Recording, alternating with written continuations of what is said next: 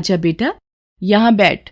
मैंने अभी अभी श्री कृष्ण को खिचड़ी का भोग लगाया है। ले खिचड़ी खा बेटा। पसंद आई खिचड़ी तुझे? और दूं? बस माँ, पूरा पेट भर गया, आनंद आ गया तुम्हारे हाथ की खिचड़ी खाकर। माँ, क्या मैं ये स्वादिष्ट खिचड़ी कल भी खाने आ सकता हूँ? कल ही क्यों बेटा, तू रोज मेरे पास खिचड़ी खाने आ जाया कर। कर्माबाई की कुटिया में उस बालक के रूप में स्वयं भगवान जगन्नाथ खिचड़ी खाने पधारे थे। और अब रोजाना कर्माबाई जब भगवान कृष्ण को खिचड़ी का भोग लगाती, थोड़ी देर बाद वो बालक भी खिचड़ी खाने आ जाता। एक दिन कर्माबाई, भगवान को बिना स्नान किए भोग लगाना अच्छी बात नहीं। तुम रोजाना सुबह पहले स्नान आदि क्रियाएं करके विधि विधान से पूजा करके ही भगवान कृष्ण का भोग बनाया करो। ठीक है बाबा, अब मैं स्नान करके ही प्रभु का भोग बनाया करूंगी। साधु की बात मानकर कर्माबाई अगले दिन से स्नान करके पूजा के पश्चात भोग तैयार करती। इस कार्य में उन्हें बहुत देर हो जाती थी, पर वो बालक तो अपने समय पर ही खिचड़ी खाने आ जाता था।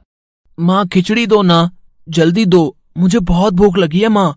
थोड़ी देर रुक बेटा, अभी देती हूँ। अब तो बालक रूपी भगवान जगन्नाथ जल्दी जल्दी खिचड़ी खाकर बिना हाथ मुंह साफ किए भाग जाते थे। उन्हीं दिनों मंदिर के पुजारी, जो काफी समय से मंदिर में सेवा कर रहे थे, ये जगन्नाथ भगवान के मुख पर खिचड़ी कैसे? मंदिर में तो काफी दिनों से खिचड़ी का भोग नहीं लगा, फिर ये भगवान के मुख पर खिचड़ी कैसे? हे प्रभु, ये कैसी लीला है आपकी? भगवान जगन्नाथ पुजारी के सपने में आते हैं। मेरी भक्त कर्माबाई, जो जगन्नाथपुरी में ही रहती है, वो बहुत ही प्रेम भाव से सुबह उठकर बाजरे की खिचड़ी का भोग लगाती है। मैं रोजाना सुबह जल्दी उठकर कर्माबाई की खिचड़ी खाने जाता हूँ। मुझे कर्माबाई के हाथ की खिचड़ी बहुत पसंद है। पर एक साधु ने उसके पास आकर सुबह स्नान और पूजा के बाद विधि विधान से भोग लगाने का बोल दिया है। अब कर्माबाई स्नान और पूजा के बाद भोग लगाकर मुझे खिचड़ी देती हैं। इन सब कार्यों में बहुत देर लग जाती है।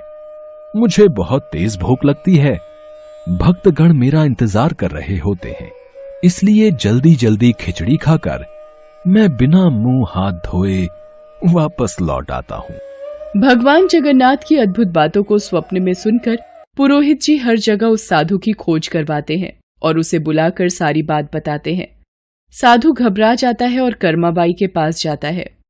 कर्माबाई, तुम श्री कृष्ण भगवान की परम प्रिय भक्त हो। तुम्हारे लिए किसी नियम नीति की कोई आवश्यकता नहीं। तुम अपने अनूठे प्रेम से जिस प्रकार सुबह जल्दी उठकर भोजन बनाती थीं, वैसे ही बनाकर भगवान का भोग लगाया करो। ठीक है साधु बाबा, अब मैं पहले की तरह ही सुबह जल्दी भोग बनाया करूंगी। अब कर्माबाई फिर से पहले की तरह भगवान कृष्ण को भोग लगाकर उस बालक को बड़े प्रेम पूर्वक खिचड़ी खाने को देती थी। ये क्रम कई वर्षों तक चला और एक दिन कर्माबाई परलोक सिधार गई। हे प्रभु, हमसे कोई भूल हो गई क्या? आज आपके नैनों से अश्रुधारा कैसी प्रभु? हे भगवान जगन्नाथ, क्या अपराध हुआ हमसे जो अब दुखी हुए प्रभु? उसी रात भगवान जगन्नाथ राजा और पुजारी के स्वप्न में आते हैं और बताते हैं कि उनकी भक्त कर्माबाई इस लोक से विदा होकर भगवान में विलीन हो गई हैं। अब उन्हें सुबह सवेरे बाजरे की खिचड़ी कौन खिलाएगा, यही उन्हें दुख है। अगले दिन पुजारी जी, जो स्वप्न आपने देखा वही स्वप्न मुझे दिखाई दिया। भगवान जगन्नाथ की प्रिय भक्त कर्माबाई अब इस लोक से विदा हो गई है। मैं चाहता हूँ आज से हर सुबह भगवान जगन्नाथ को कर्माबाई के नाम से बनाई बाजरे की खिचड़ी का भोग लगा करेगा, जिससे भगवान को कर्माबाई की कमी न महसूस हो। जी महाराज, अब से ऐसा ही होगा। उस दिन के बाद से कहते हैं कि भगवान जगन्नाथ को हर सुबह बाजरे की खिचड़ी का भोग लगाया जाता है।